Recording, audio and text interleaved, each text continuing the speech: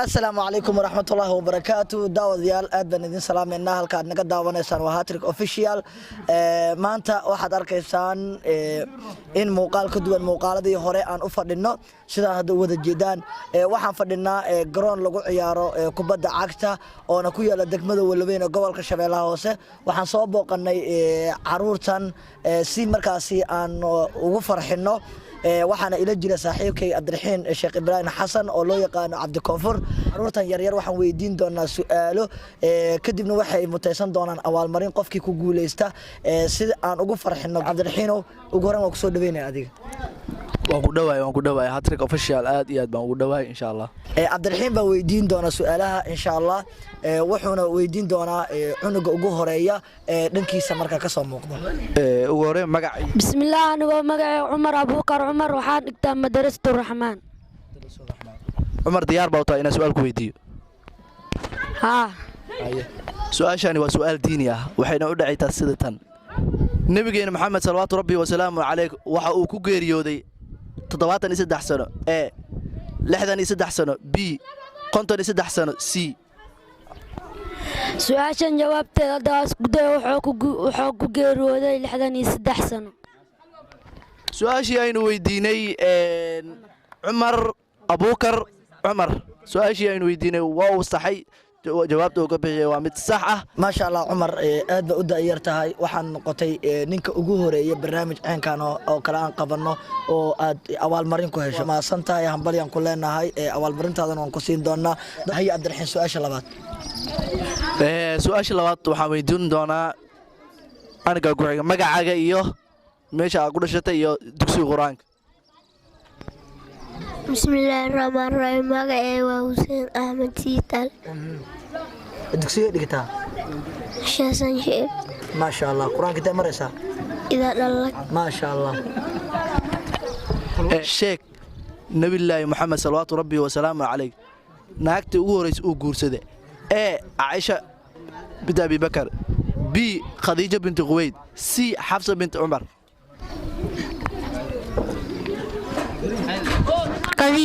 Khadija bint Khuwaylid Abdiraxiin waxaan filayaa inuu saxay aad iyo aad waa maasanya su'aashii lagu weydiiyay waa saxday ka muuqato laakiin insha Allah waan ku dhiirigelin doonaa in barnaamijyadan oo kale ka qayb qaataan si aftahniin ay u noqdaan ma sha Allah wuxuu noqday ninkii ugu labaad oo guuleystay abaalmarin waa idin siin doonaa insha Allah haye ardayga kale xiga haye magacaaga bismillaah magacay waa Xasan Saad Suleyman حسن سألت لما مدرسة دكتور ليس مدرسة الرحمن ما شاء الله قرآن كتاب مرسى نساء ما شاء الله مال في عمر مرسى هاي سؤال بنكو يدين إن واحد ديار وتاي إنك جوابته ما شاء الله وسؤال ديني واحد نشيكتا كم أركان الإسلام كم أركان الإسلام أركان الإسلام 5 أشهد أن لا إله إلا الله وأن محمد رسول الله وإقام الصلاة وإيتاء الزكاة وصوم رمضان وحج البيت إليه سبيل ما شاء الله isagana uu ku guuleystay waxaan aan arkaynaa sida uu kalsoon yahay jawaabta uu bixiyay maadaama uu qosol raacinayo isagoo jawaabta sii wado hambalyan ku leenahay magacay waa Cabdibaasit عبد الله محمد دكسيريا معجد مدرسة قاعد سكول دكسيريا مجلس دارة الرحمن قرآن تمرسة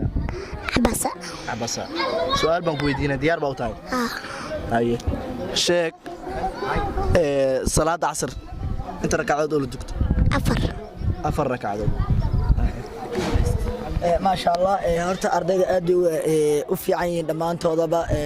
aadaan ayaa dhacaya barnaamijka gabagaba ayaa markaas ka dhigaynaa waan rabnay inaan sii wadno laakiin way noqon weysay waxaana idin la wadaagi doonaa insha Allah taala anagoo abaalmarintoona siin doona insha Allah ardaydii ama caruurta ku guuleysatay barnaamijka waa tahay daawadayaal haatan waxaa arkaysaan in ay nala fadhiyaan 3-4 caruur ayaa ku guuleysatay barnaamijkii maanta aan qabanay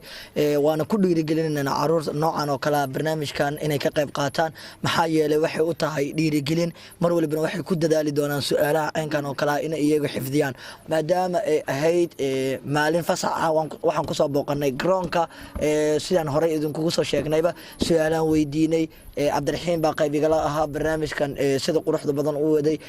barnaamijkanna waxaa taabageliyey cabdisamed abuukar boodboode oona ku dhiirigelinaya ardayda markaasi in badan caynkan oo kale su'aalo la weydiiyo marka isagana waa mahadsan yahaan leenahay cabdiraxiin haya guuleystayaasha waa kan barnaamijkan waxaan ugu talagalnay marka inaan siino ayaa hadda marka daawadayaasha la wadaagaynaa insha allah maasha allah ardaydan aad u jeedaan waa guuleystayaasha maanta ku guuleystay su'aalaha aynu ugu talagalnay abaalmarin inaynu siino insha allah abaalmarintaas sidii la sheegayba waxaa taabagelinayay cabdisamed abuukar boodboode aad iyo aad u mahadsan yahay insha allah ardaydan waxaan weydiinay su'aalo diini ah su'aalahan waxay ahaayeen mid fudud maadaama ay maantii ugu horreysay ay tahay su'aalaha insha allah mar walba waan jeclahay inaan caynkaan camal aan soo bandhigno insha allah waxaan diyaar u nahay inaan abaalmarintooda xaqooda ay ku guuleysteen inaan siino maasha allah koley hadal badan ahaan buuxsha ay dhahaan soomaalida markaana waxaan guddoonsiin doonaa abaalmarintoodan ugu talagalnay barnaamijka waa baarti 1 baarti 2 baan qaban doonaa wayna soo dhaweyn doonaan sidaan filayo caruurta ku dhaqan degmada Walloweyn ee gobolka Shabeellaha Hoose waana dad xaqiiqatan su'aalaha ay ka jawaabeen waxaa la weydiiyey dad iyaga ka waaweyn dibna waad u baari kartaan kama jawaabi karaan qaarkood والله marka la weydiiyo su'aalo caynkan oo kale kama jawaabi karaan laakiin kuwan aad baan uga farxay sida quruxda badan ay ugu jawaabeen hay Cabdiraxiin waxa ugu tala gashay iyo in aan siino waxbartaan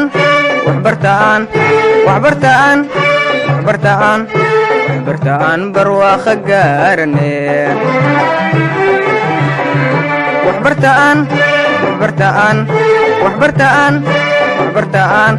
waxbartaan barwaaqo gaarne